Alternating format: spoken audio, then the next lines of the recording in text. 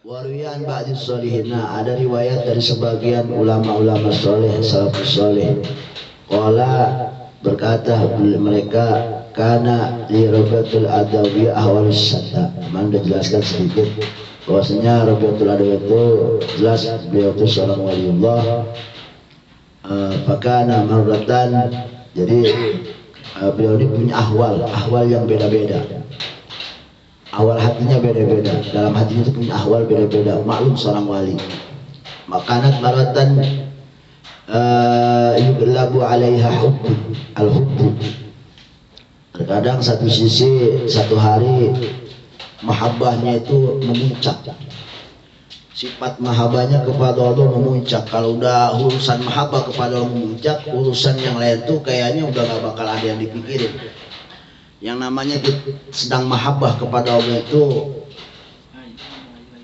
ahwal hatinya ini memuncak, maka selain Allah itu udah gak ada rasa cinta lagi. Bahkan suaminya boleh jadi yang ada di sampingnya pun udah gak ada rasa cinta. Ini kan bertanya-tanya sebagai istri yang solehah bagaimana mensikapinya, kan begitu. Iya, bener nggak? Si malakama kan dia tinggalkan yang satu bahaya, dia tinggalkan yang satu bahaya juga. Dia tinggalkan kewajiban, dia main-main tentang kewajiban dia kepada Allah bahaya. Di satu sisi dia juga serba salah, mensia-siakan kewajiban sebagai istri pun bahaya juga jadinya. Nah, maka di sini mungkin bisa ngambil pelajaran di sini. Artinya untuk wanita solehah itu harus bagaimana mensikapi dalam rumah tangga. Dia ada punya hubungan kepada Allah, ada hubungan kepada suami. Ini kan serba berat dua-duanya. Perempuan walaupun hebat bagaimanapun ibadah seperti wali, tapi kalau bangkawar sama suami, jangan harap itu akan dapat ridho dari Allah Subhanahu wa Ta'ala. Ini kan si malakam aja. Jadi ini serba salah lah menghadapi hal ini. Ya, ngambil pelajaran dari sini aja. Ya seperti ini. Salah, yang namanya waliullah itu ahwalnya beda-beda. Satu kadang-kadang beliau mahabbahnya sedang memuncak sehingga rasa cinta kepada yang lain itu hambar semua. Nggak ada sedikit pun cinta kepada tata jabatan, harta, wanita, keglamoran kehidupan dunia, senang-senang dan lain sebagainya. Yuglabu alil hubbu, sebab rasa cinta kepada Allah sedang memuncak. Wa maratan yuglabu alil unsu, tapi terkadang sifat unsunya itu yang timbul, yang nongol, artinya ya biasa, normal gitu, artinya bersahabatlah unsu itu, bersahabat dengan suasana, jadi ya tenang, santai. Namun wa maratan yuglabu alil khauf, terkadang khaufnya yang lagi naik. Kalau udah khauf lagi naik, ngapa-ngapain udah kagak enak. Yang namanya rasa takut kepada Allah itu, yang namanya makan, minum, udah kagak enak, udah semuanya khauf, yang ada takut. Itu wali kayak begitu ahwalnya. Ya mungkin kalau kita sebut, kalau sampai madzub begitu mah Masya Allah.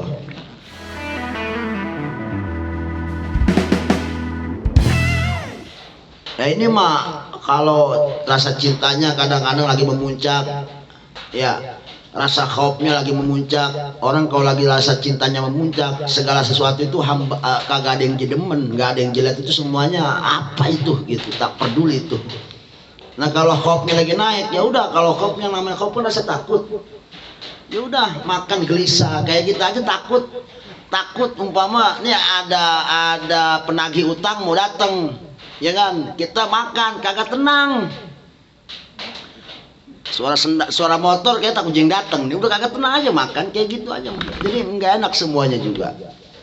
Maka diceritakan hal ini, beliau ini punya ahwal yang begitu luar biasa. Sehari-harinya itu seperti itu, kadang hari ini begini, kadang berubah, kadang berubah.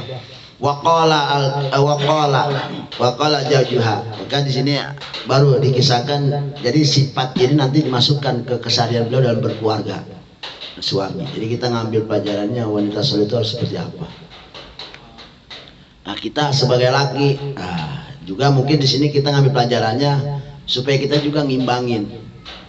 Artinya dia manusia ciptaan Allah, makhluk, dia punya kewajiban kepada Allah. Tinggal kita bijaksana. Mungkin udahlah, buat gua mah urusan kopi mau gua sendiri dewek kalau jadi ibadah mah begitu.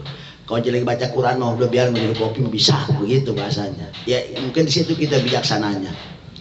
Biarlah dia sedang bermunajat, bercinta-cinta kepada Allah. Kita sebagai suaminya memang ada hak juga, dan itu kewajiban kalau kita nyuruh dia harus. Takutnya begini, jangan baca Bismillahirrahmanirrahim, minum kopi, tutup Qurannya, kan kasihan. Artinya kita bijaksana di situ mungkin. Kebijaksanaan kita di situ. Kalau lagi ngaji Quran mah biarin, jangan diganggu. Ya timbang judul kopi doang mau ke dapur bisa kali ya, begitu ya. Betul nggak? Iya. Nyebokin anak, ya cebokin lah. Kalau bini emang lagi sibuk megang tasbih mah, astagfirullah, biarin. Padahal kita punya hak. Judul kopi, tasbihnya lempar, megang ompreng, wajib itu. Itu malah nggak punya pikiran aja dia membaca zikir juga jarang.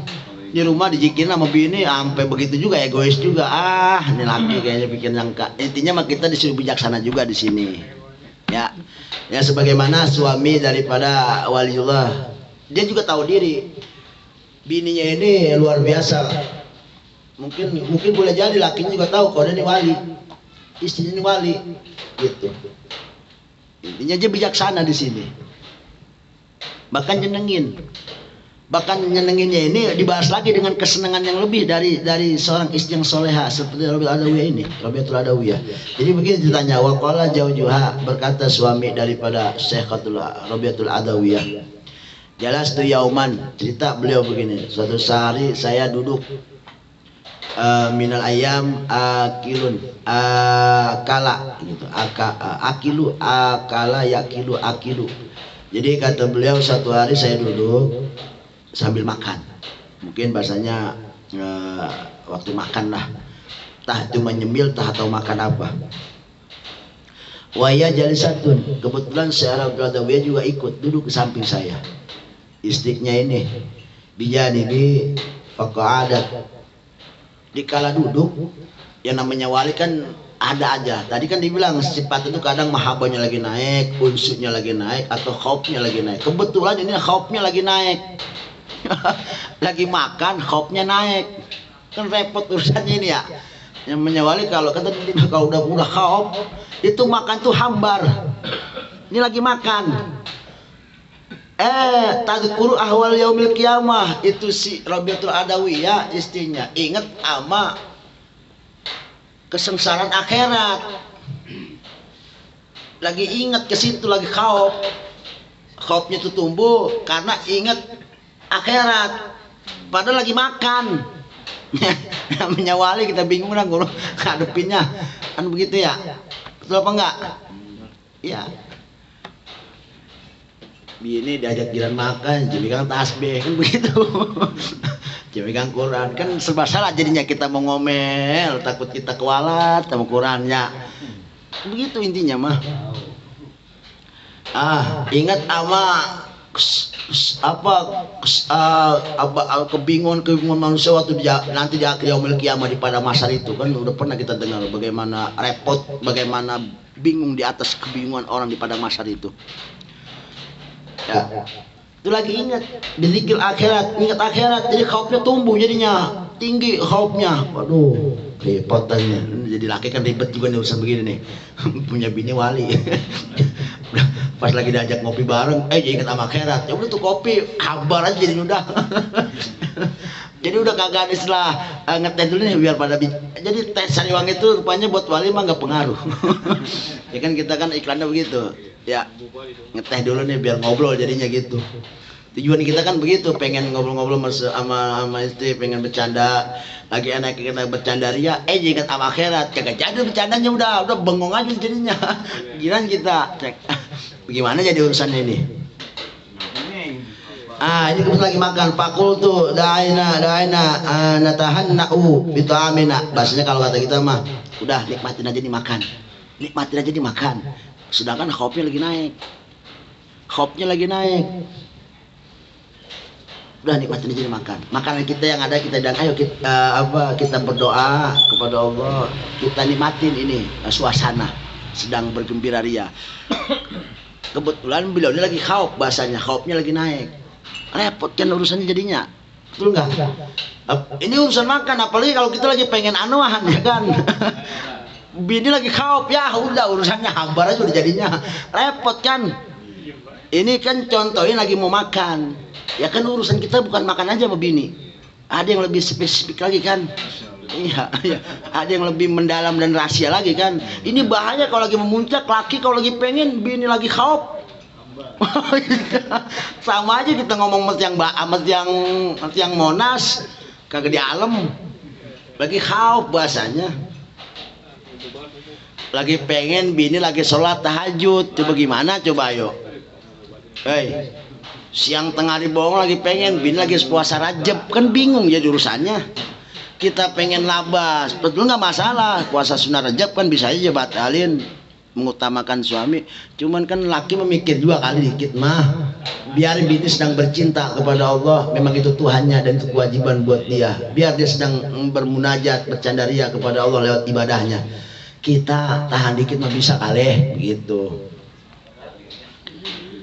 Ya. Pakolat, nih pakolat pas ditawarin dah kita nikmatin aja hidangan ya, ada kita makan dah, kita nikmatin aja. Ini mungkin lagi pengen ngobrol berdua, bersenda gurau, pengen mau ngomong empat mata, namanya kita kan suka curhat sama bini ya, betul nggak? Ngopi bareng, kitanya ngopi dia ngeteh, bener nggak? Enak nggak begitu ya? Enak bukan main, pisang gorengnya ada aja gorengin tuh, bukan main. Anak pada tenang tidur semua, betul nggak? Nah, pakolat, beliau berkata, lastu ibbuka lastu anna wa anta mimman yan gusu alaihi tu'am bi dzikril akhirah. Dijawab ngomong langsung, saya dan ente, maksudnya lakinya itu termasuk miman yan gusu alaihi tu'am bi dzikril akhirah.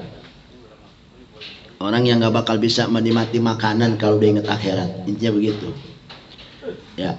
Jadi beliau tetap memuji suaminya, padahal suaminya istilahnya pangkatnya biasa, dia pangkatnya wali, tapi beliau memuji. Kita ini mungkin sebagai mukmin bahasanya, orang Islam tuh biasanya kalau udah ingat akhirat apapun juga nggak enak ya, urusan makan apa udah nggak enak ya. Kayak kita begitu modelnya, kalau udah ingat sama akhirat kan mancing juga kagak nikmat kan, bener nggak? Ya orang lagi enak-enak santai aja inget sisa kubur ya. Pulang. Iya, pulang lah kagak jadi mancingnya lah. Ya kayak orang ya istilahnya mantesin sama situasi juga.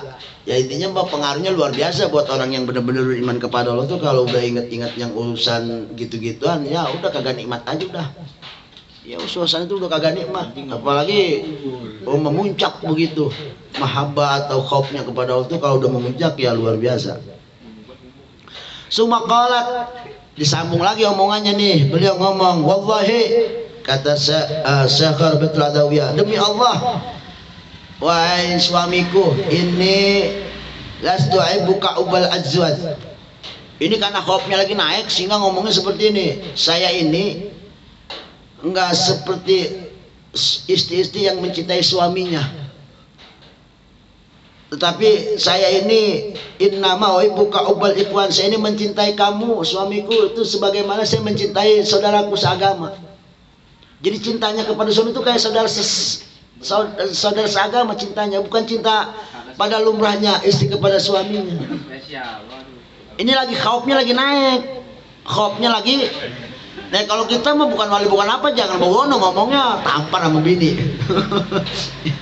Ya ini makan lagi khauf, kan tadi bilangin lagi, ingat ama ahwal akhirat yaumil qiyamah. Wakanat, terus kata beliau seperti itu.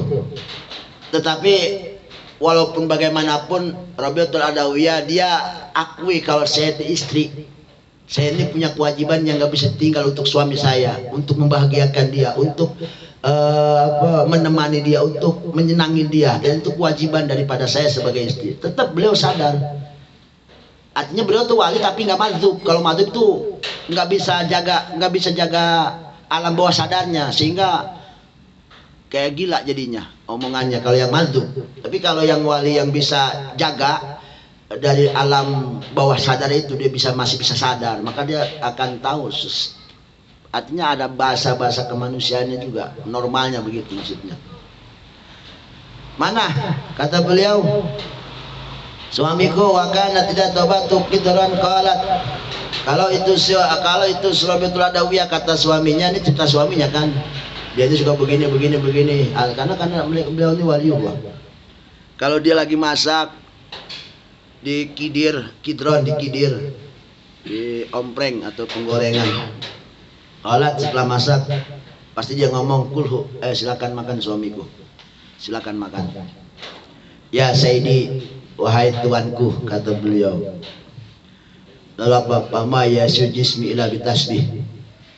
Tetap diriku ini nggak bisa dipungkiri, diriku ini akan sakit, atau mungkin bahasa kalau kita, pama ya sujismi, diriku ini nggak bakal sehat, sakit ila bitasbih, kecuali megang tasbih. Bayangin coba. Tapi kan beliau lagi megang kidir. Jadi wali mah begitu. Beliau ngomong sama suaminya, ya Sayyidi, wahai tuanku, pama ya sujismi, aku ini nggak bakal sehat ila bitasbih, kecuali bertasbih kepada Allah Subhanahu wa taala. Suma qalat li, baru dia akan berkata lagi kepadaku, idhab. Tetap dia sadar dia itu istri, dia takut nggak bisa nyenengin suami, sampai beliau ngomong begini, idhab, pergilah engkau. Bahasanya, masak mah dimasakin. Coba kan tadi bilang cintanya itu sebagai cinta saudara aja, nggak kayak cinta biasa pada lumrahnya seorang istri kepada suami. Tapi beliau sadar dia seorang istri. Tapi bagaimanapun dia punya cara untuk nyenengin suaminya. Oke lah, lewat saya dia berdua dengan saya seperti suka jaga jarak atau jaga apa, karena mungkin dia pandang saya wali atau apalah. Idhab, ayo silakan suamiku, pergilah engkau. Fatajawad, cari istri. Tetap disenengin. Dia disuruh kawin. Takutnya begitu tadi kan, kalau sama saya kan kaku begitu. Ya, dia tetap bagaimana cara dengan suami, suruh kawin lagi dah. Dia tahu soalnya mungkin kalau laki mah suruh kawin lagi paling demen. Begitu kali. Nah, bukan main, luar biasa. Patah jauh, enggak bener, enggak tanggung. Pak Jawa itu bisa kawin sekali 3 langsung. Betul yang keempat, berarti udah yang paling tua.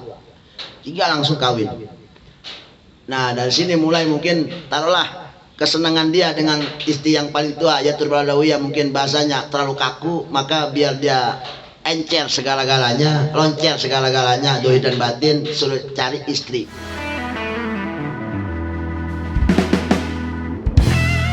Ya, intinya mungkin sebagai gantian. Kalau saya kalau saya terlalu kaku, sama dia encer, seneng aja begitu. Maka ya, tetap disenengin, enggak sampai di situ aja suruh kawin juga.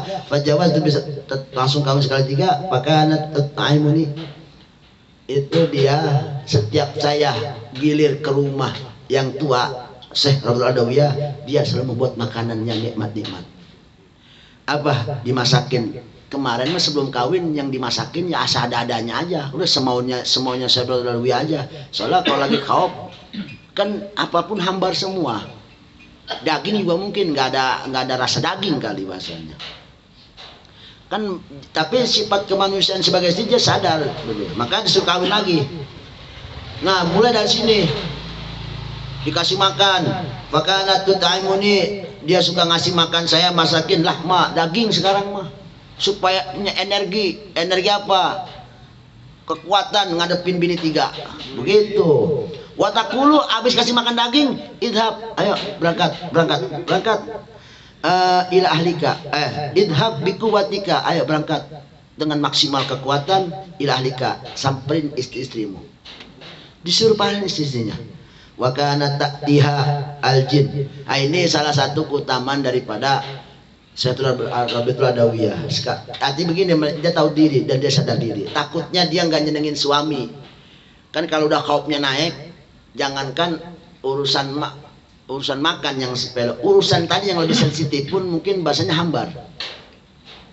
Takut suami juga nggak mood jadinya, kurang mood karena nggak direspon sama istri. Maka saya nyari bini lagi yang biar bisa ngerespon begitu bahasanya. Ada keseimbangan. Nah ini sampai disenenginnya itu lihat makanan. Oke lah, dimasakin yang enak biar dia punya tenaga yang maksimal untuk melayani istrinya yang 3 ini. Itulah keutamaan daripada sektor Al-Adawiyah. Nah, itu untuk cara menjadi istri yang soleha, ya seperti itu. Iya. Nah, kita ngambil hikmahnya dari mana? Ya tadi begitu. Kalau bini lagi munajat sama Allah, udah biarin aja dulu. Jangan pakai disuruh-suruh. Bini lagi baca Quran, Bismillahirrahmanirrahim. Neng kopi. Tutup Quran untuk kopi. Itu bijaksana kita. Tapi kita boleh, artinya hak, dan dia wajib harus nurut. Kalau dia nggak nurut, yang diamalkan ibadah itu ya sia-sia. Bisa begitu. Kalau bini lagi puasa mah puasa aja, puasa apa walaupun sunnah sekalipun biarin aja. Dia lagi nyenengin sunnah Rasul. Rasul juga seneng kalau mata dikit, kalau begono, masa iya kita pengen ngerocokin juga. Ya, itu bijaksananya kita, itu pelajaran yang kita ambil dari sini. Itu pelajaran ya. Nah, beliau punya karomah banyak luar biasa. Mana salah satu karomahnya, wa kana ta'tiyal jin bi kulli ma tatlubu. Jadi setiap apapun Syekh Rabi'atul Adawiyah ini punya keinginan, dia pengen apa, itu pasti selalu ada yang bawain, dan itu yang bawain jin. Artinya ada jin yang fans berat, mungkin muridnya. Jika beliau tuh kalau pengen apa nih? Pengen duren. Ada yang bawain tuh, tapi yang bawain itu bukan manusia, jin. Itu salah satu karomah Rabi'atul Adawiyah, jin tunduk sama beliau. Wa kana la karamatun kasiratun atamatan. Beliau ini punya karomah luar biasa. Wajar waliullah. Dari mana para wali memilih karomah? Pertanyaan simpel, karena mereka istiqomah. Kalau kita pengen punya karomah, harus banyak-banyak istiqomah. Ayo, siapa yang punya karomah? Megang orang sakit sembuh. Ayo, jampe-jampe orang jembut tuh hilang sakitnya. Ada orang galau, kita ajak ngobrol, sempur air, hilang galaunya. Mau begitu? Karomah. Maka istiqomah dalam ibadah. Istiqomahnya dalam ibadah. Ibadah apa yang kita bisa? Ayo. Gak usah yang kayak mana-mana. Ente biasa suka ibadah, paling mudah buat ente apa? Baca Quran. Istiqomah baca Qurannya. Baca Quran istiqomah, insya Allah karomah banyak. Satu kali istiqomah, ribuan karomah akan menghampirinya. Ayo, saya mah bisanya cuma sholat duha doang nih, amalan yang paling disukai. Istiqomah duhanya, dapat karomah. Saya mah satu rahim doang, satu rahim terus aja istiqomah, dapat karomah. Jadi istiqomah itu di atas karomah. Karomah mah jangan dipikir-pikir, itu mah buah dari istiqomah. Saya mah biasa cuma baca selawat doang nih, yang paling diandelin, yang lain makanya susah banget. Saya mah kalau ngapa-ngapain baca Quran susah banget. Selawat umpama selawat, dawamin istiqomah selawatnya tiap hari 200 kita dapat karomah. Insyaallah ada karomahnya. Makanya itu bedanya karomah sama perdukunan itu tipis. Dulu kan pernah kita bahas. Yang namanya karomah sama perdukunan itu jangan dilihat halnya, lihat orangnya. Kalau yang jampe-jampe bismillahirrahmanirrahim minum sembuh. Kalau orangnya itu ahli ibadah, taruhlah paling nggak 5 waktu nggak ketinggalan, puasa Ramadan full, kebaikan hari-harinya selalu baik, track recordnya baik. Kemudian ada orang minta sama dia sembuh, itu namanya karomah. Beda sama dukun. Kalau dukun mah sembuh mah sembuh, cuman kan orangnya ahli maksiat, nyawer, ya kerjaannya begitu, suka jampe-jampe nggak jelas gitu. Jadi kalau dukun memang dia juga bisa nyembuhin orang, gaplok sembuh dari penyakit. Lihat orangnya, jangan lihat sembuhnya. Kita mah apa-apa nggak sembuhnya dulu, wah mantap nih orang. Padahal orangnya ahli maksiat, ibadah kagak, apa kagak, tapi bisa nyembuhin. Itu namanya sihir, bukan karomah. Jadi kalau karomah mah nongolnya itu dari orang soleh. khorikul adatnya dari orang soleh. Tapi kalau sihir itu khorikul adatnya dari ahli maksiat. Bahkan ada keterangan ciri-ciri sihir itu dilihat dari orangnya itu udah beda. Sahir sama wali itu udah beda. Ini sahir, ini wali. Kalau sahir itu biasanya orangnya suka berbuat maksiat, fasik, munafik, itu kerjaannya. Dan bedanya lagi kalau sihir mah nggak pakai diminta jemejeng. Orang kagak ngapa-ngapa. Nih, lihat nih. Kagak ada hujan, kagak ada geledek tuh orang. Nih, lihat nih. Bisa kebakar nih. Gitu. Kalau karomat mah enggak, itu kan kesannya sombong. Kalau karomat mah enggak, kalau belum diminta.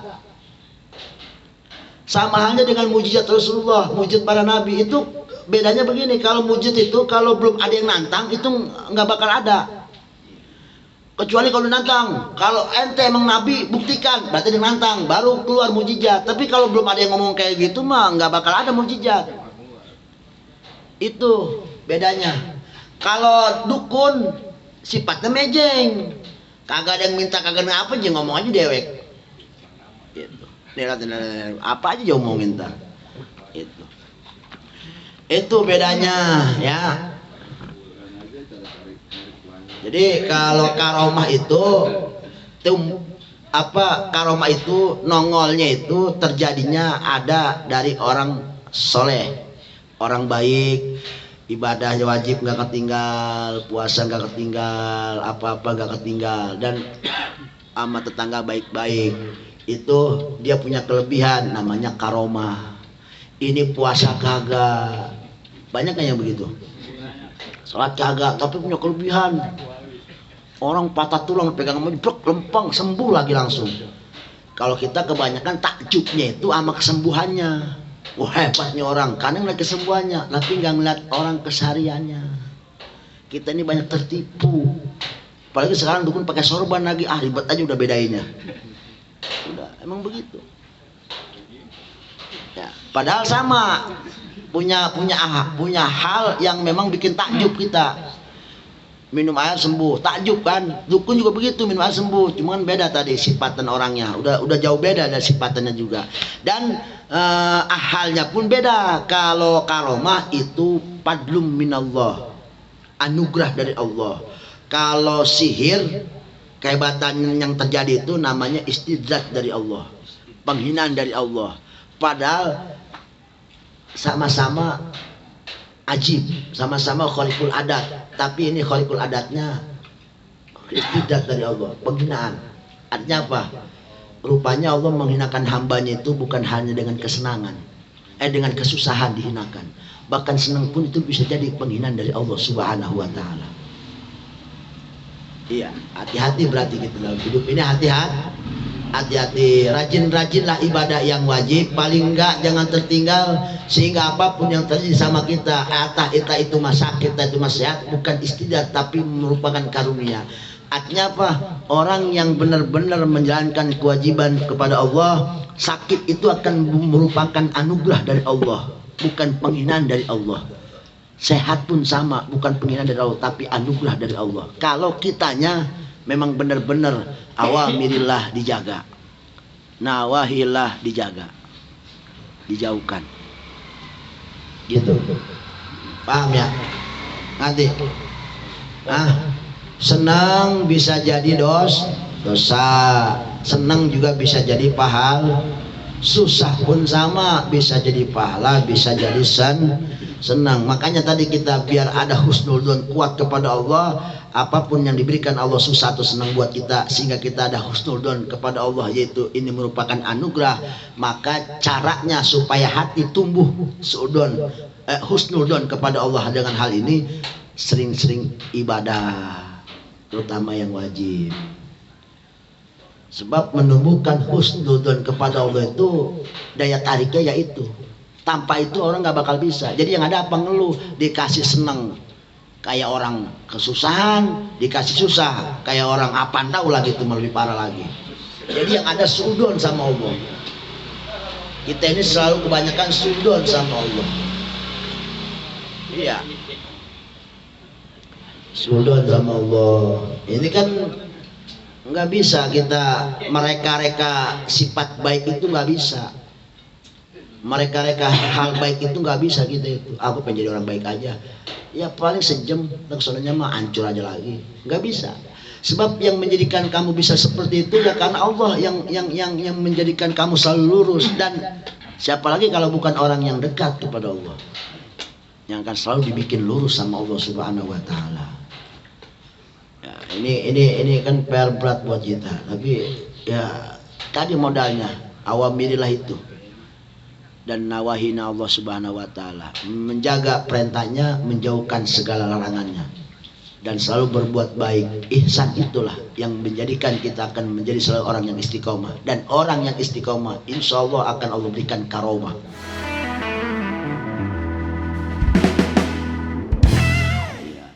Buset orang, woi lu atuh mati tabrak kayak gitu, lu kagak mati dulu ya tuh, kontal kilometer masih hidup aja, kagak ngapa-ngapa lagi, boleh jadi karomah, maunah dari Allah Subhanahu wa taala. Gitu.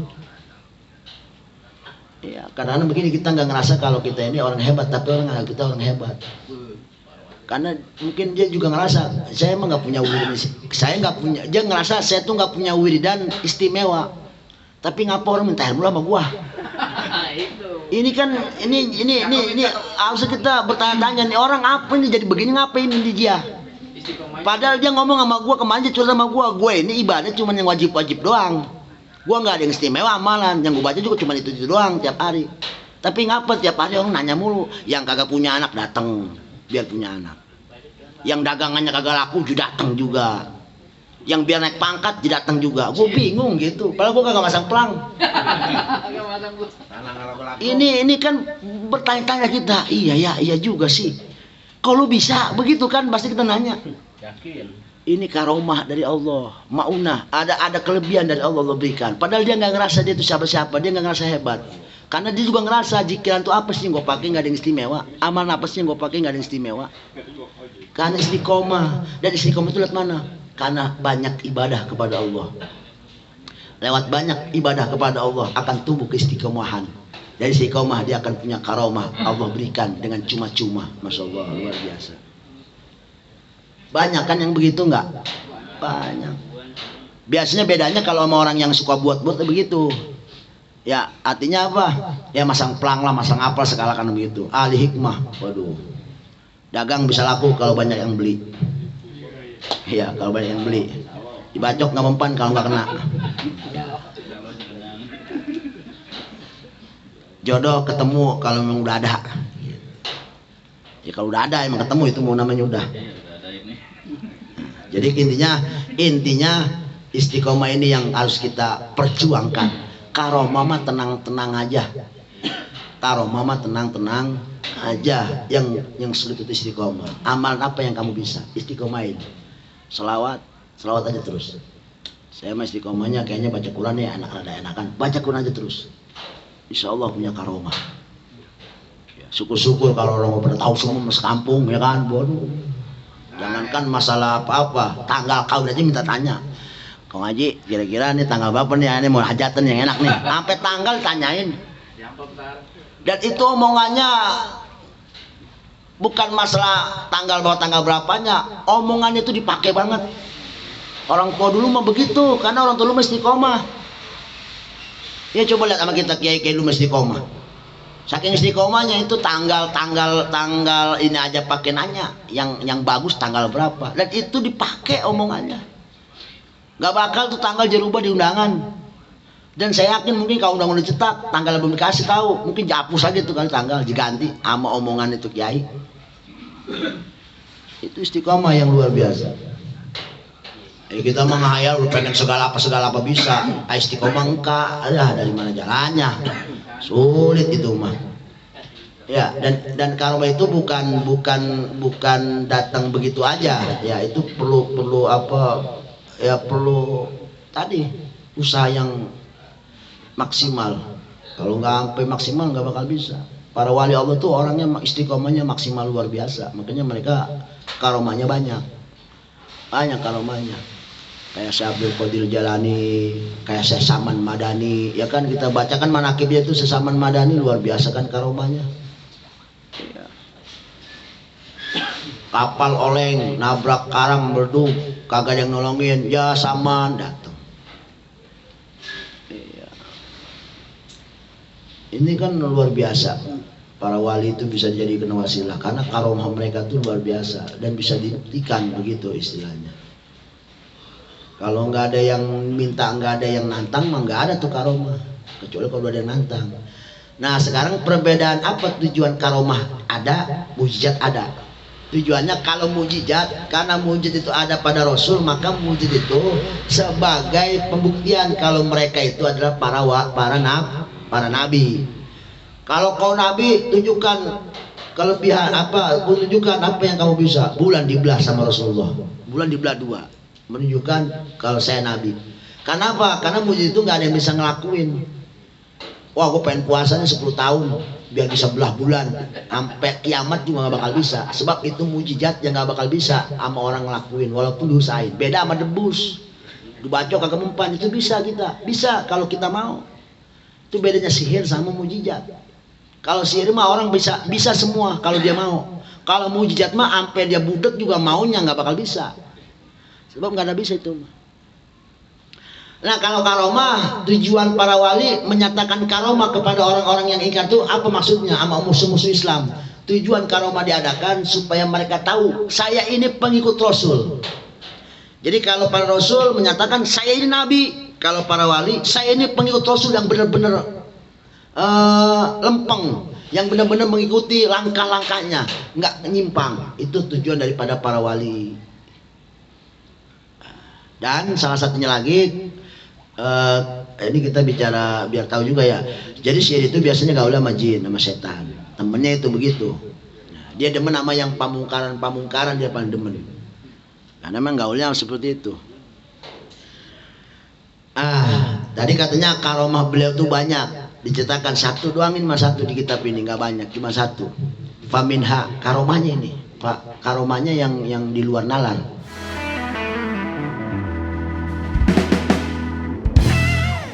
Faminha mahukia. Jadi ada sebuah cerita tentang salah satu karomah Syekh Rabiatul Adawiyah. Analason, ada maling dakhala baiti, masuk ke rumahnya Rabiatul Adawiyah. Ya mau ngerampok tujuannya.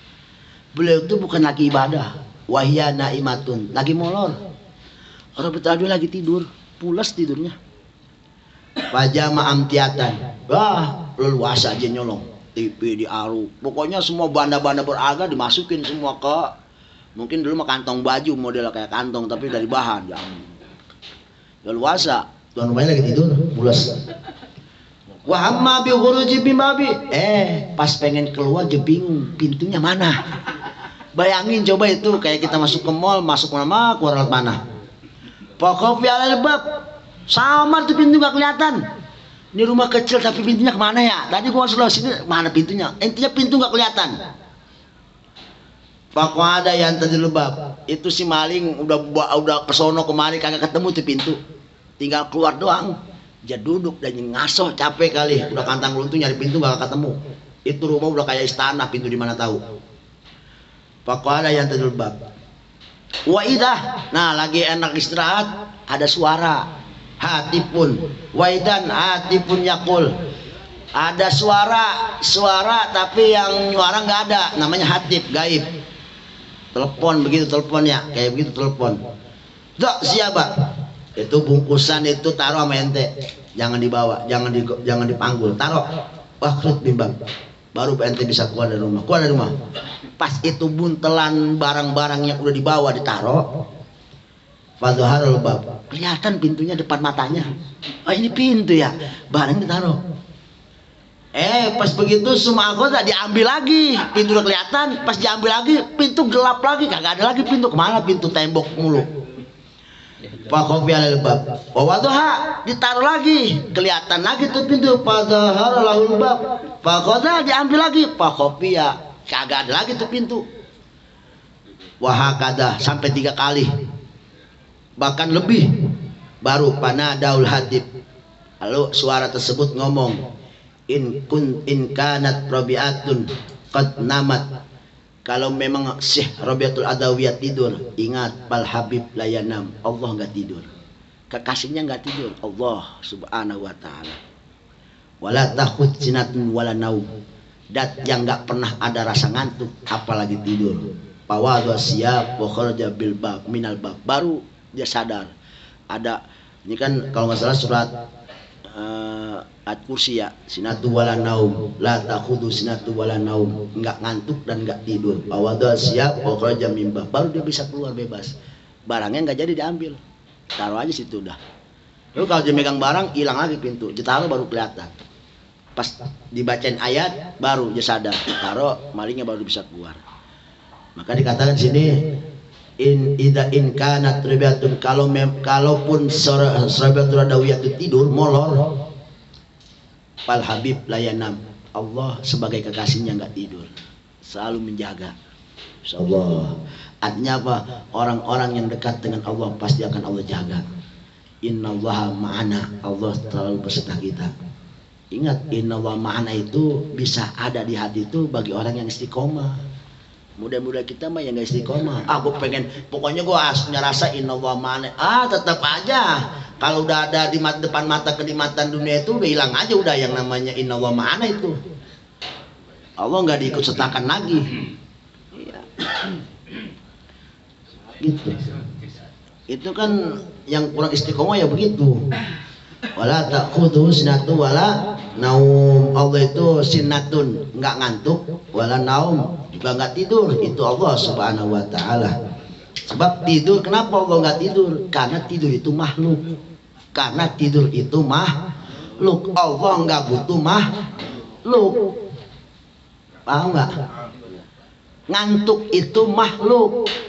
Allah nggak butuh berarti kalau Allah nggak butuh makhluk, Allah nggak butuh ngantuk. Lalu buat siapa tidur sama ngantuk? Buat makhluknya. Untuk apa? Istirahat. Coba mata kita kagak tidur sebulan, agak tidur sebulan.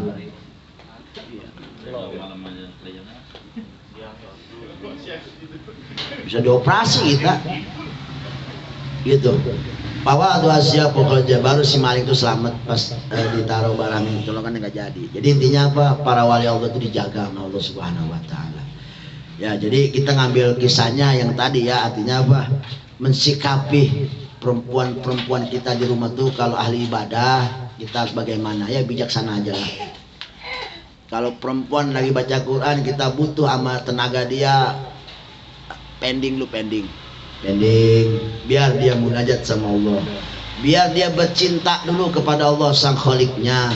Bagaimanapun itu sebuah keindahan seorang hamba kepada sang penciptanya. Biarkan dia bersenang-senang dalam sholatnya, biar dia bersenang-senang dalam baca Qurannya, biar dia bersenang-senang dalam baca tasbih dan selawatnya. Kita jangan ganggu. Nggak bakal seharian dia baca Quran juga, paling setengah jam juga udah jadi, baru udah nyuruh neng nyuruh kopi beres, kan begitu. Intinya di sini sikap seorang wanita, tapi di sini intinya mah judulnya sikap seorang wanita solehah. Ya, tapi kita sebagai cowok kan harus ngambil juga hikmah di sini apa? Ya hikmahnya itu tadi. Ya, tujuannya mah tadi memberikan pengarahan kepada wanita-wanita yang memang selalu cinta dengan ibadah di rumah tuh dia harus seperti apa. Ya, jangan artinya begini, di satu sisi dia sedang bercinta kepada Allah, tapi kan dia ada kewajiban sama suami. Gitu. Kalau suaminya tersakiti dengan hal itu, maka ibadahnya sia-sia. Kasihan kan? Iya. Maka sikap kita ini mungkin juga harus ada perubahan dari hal ini. Jangan sok-sokan begitu bahasanya. Iya. Kadang-kadang kita menyepelein. Bini lagi ibadah, anak-anak kita sholat doang, gitu kita mah. Ibadahnya aja kadang-kadang kita sepelein. Ya intinya begitulah, suatu yang indahnya itu begini. Biarlah istri kita sedang bercinta dulu kepada Allah, sedang berbunga-bunga dulu, mendekatkan diri lewat sholat tahajudnya, lewat puasa Recepnya, lewat puasa Senin Kemisnya. Biarlah jangan diganggu. Ya kalau bisa kita dukung. Lu ntar neng mau buka pakai apa neng? Kita beliin. Kalau bisa mau begitu. Iya, kita mau bikin lagi puasa Rejab aja direcokin, ditoel-toel.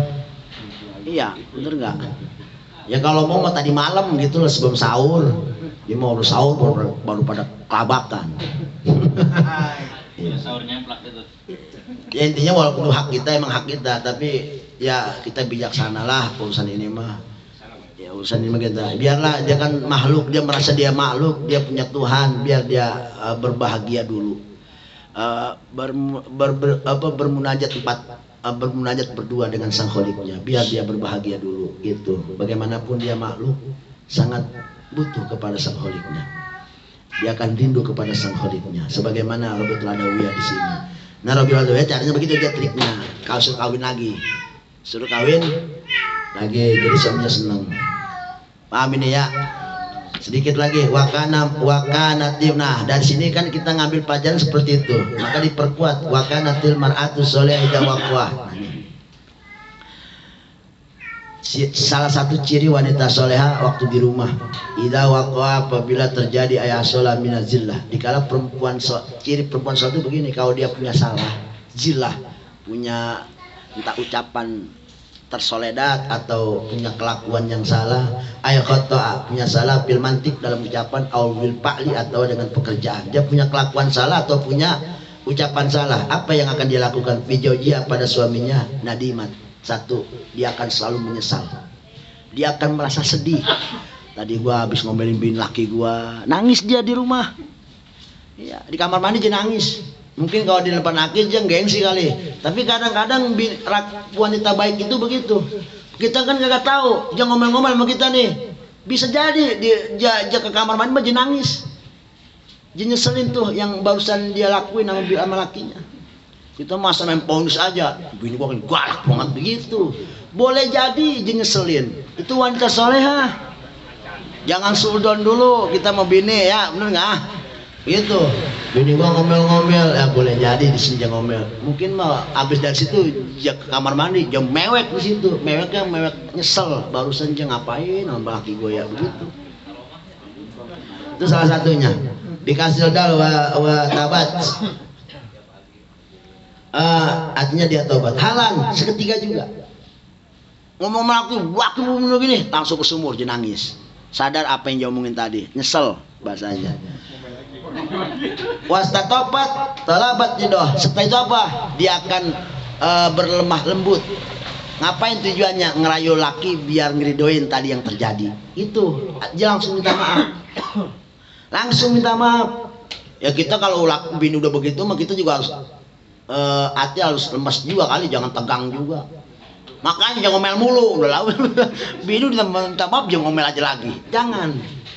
Itu justru itu ciri wanita sesuatu ya begitu. Dia punya salah, ngaku salah, dia minta maaf. Harusnya kita juga sadar diri. Oh bagus, berarti dia soleh nih, soleha. Ini malah bini udah bener-bener jualin kopi, dia bye-byein, apa dia minta maaf. Makanya jangan ngulangin lagi. Kita kadang-kadang ngomong begitu lagi.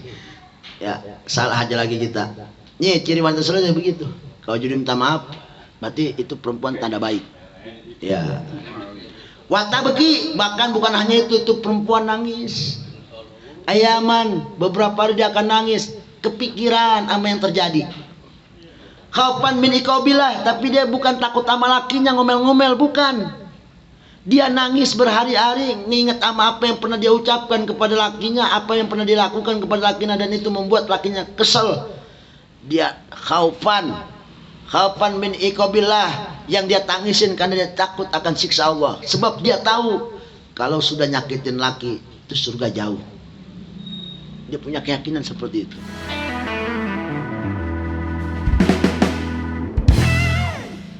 Watakulu, dan dia akan berkata li zaujia kepada suaminya, idza ra'at mahmuman, ya idza ra'at mahmuman, kalau apabila si perempuan melihat suaminya mahmuman sedang sedih, bingung, sedih, ingkana itimamuka igtimamuka.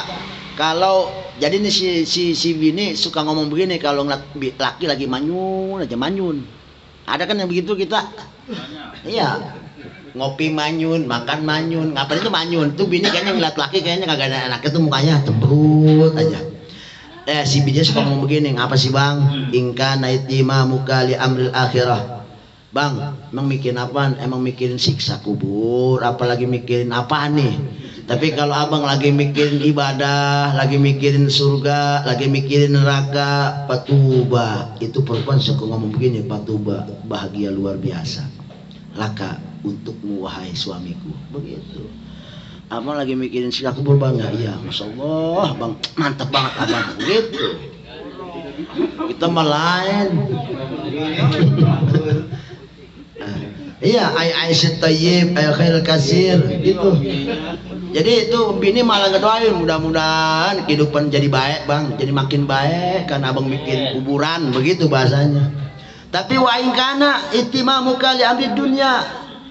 Tapi kalau abang lagi mikirin dunia mah bang, lagi rezeki seret aja apa nian, dagangan belum laku juga, bisnis kagak tembus juga, dia puyengin dah tuh, bininya nanya, fa innala nukallifu ma la taqdir alaih, bang. Neng mah nggak bakal ngeberatin abang. Cakep banget, bener nggak? Gitu doang, simpel ngomongnya. Saya pengen tanya, kalau kita lagi puyeng kagak pegang duit, terus bini ngomong kayak begini, bahagia banget apa kagak? Jangan pakai nanya itu mah. Lagi bokek, ya, lagi BU, bini ngomong kayak gini, udah bang tenang aja. Senengnya luar biasa. Yang udah-udah kan begono semua, betul apa enggak? Ngalamin apa enggak? Ngalamin enggak? Ngalamin, udah pasti ngalamin. Emang hidup mau di atas mulu, enggak kan? La wa inna la nukallifu ma la taqdiru alaih, bang. Saya nggak bakal bebalin abang apa yang abang nggak sanggup. Udah abang mah tenang aja. Kopi alhamdulillah masih ada, beras alhamdulillah masih ada bang. Tenang, saya masakin bang. Gitu. Dengan sukarela. Gitu. Jadi kalau dia lagi bikin akhirat, yang ada doa, mudah-mudahan kita menjadi hidup lebih baik lagi. Kalau lagi puyeng mikirin dunia, bang tenang aja. Sekarang nggak, mungkin minggu depan iya. Minggu depan enggak, mungkin nanti juga ada. Dunia mah tenang-tenang aja bang. Begitu, enak kan ngomongnya. Neng mah nggak dibagi juga, biarin aja. Begitu kan, yang penting masih bisa makan, doyan makan. Itu ribetnya kalau udah kagak doyan makan kan. Jadi inti seperti itu. Jadi ciri wanita soleha. Jadi wanita itu begitu. Dunia ngenakin, makanya pantas kalau kata Rasulullah apa gimana hadisnya? Al-mar'us soleh khairun minat dunia. Artinya wanita soleh itu lebih baik daripada dunia. Kenapa? Ini saya pengen tanya, laki kalau ada bininya ngomong kayak begitu, hatinya nyes nggak? Nyes banget, nyes banget, masya Allah. Ya betul nggak? Akhirat dibantu, disyafatin, dunia diringanin. Itu wanita soleh. Wanita soleh. Soalnya gimana, saya mau punya bini kagak begono, cobaan. Banyak-banyakin doa. Mungkin ada satu sisi kita lemah, apa dari segi ibadah mana kita yang kurang. Mungkin kurang mendekat sama Allah. Bini kita ini punya Allah, doain, terus doain, mudah-mudahan besok-besok dia rubah kelakuannya, rubah ucapannya, gitu. Yang kalau kemarin, bang kondangan duit mana sini, besok-besok ngomongnya bang amplop kosong nih, nah gitu. Kalau ada juga, kalau nggak ada nggak apa-apa bang, begitu. Enak gak dengar begitu? Bini mau kondangan minta duit sama kita, cuman ngomongnya nggak minta, ngomong gini, kalau ada mah nggak apa-apa bang, kalau nggak ada juga nggak apa-apa. Enak kan begitu dengar juga ya? Bener nggak? Itu lebih nikmat daripada kita narik mujair, betul apa enggak? Jalan dapat mujair seorang penuh, tetap itu mah kurang nikmat. Kalau pulang bini ngomel mah. Wallahu a'lam bishawab. Alhamdulillahirabbil alamin.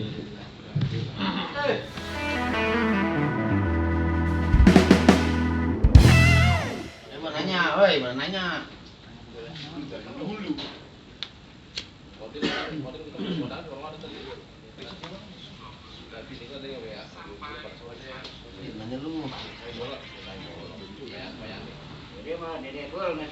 Ini istrinya solehah semua kali ini. Aman. Aman ini, aman ya. Mudah-mudahan. Amin.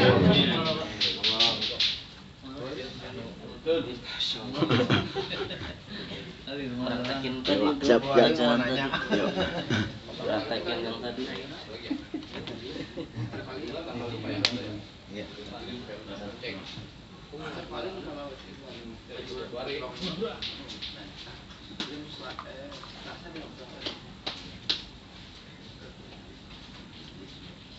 Dek, nanya dek.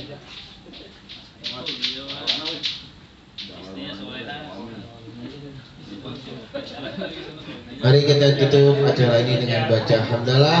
Alhamdulillah.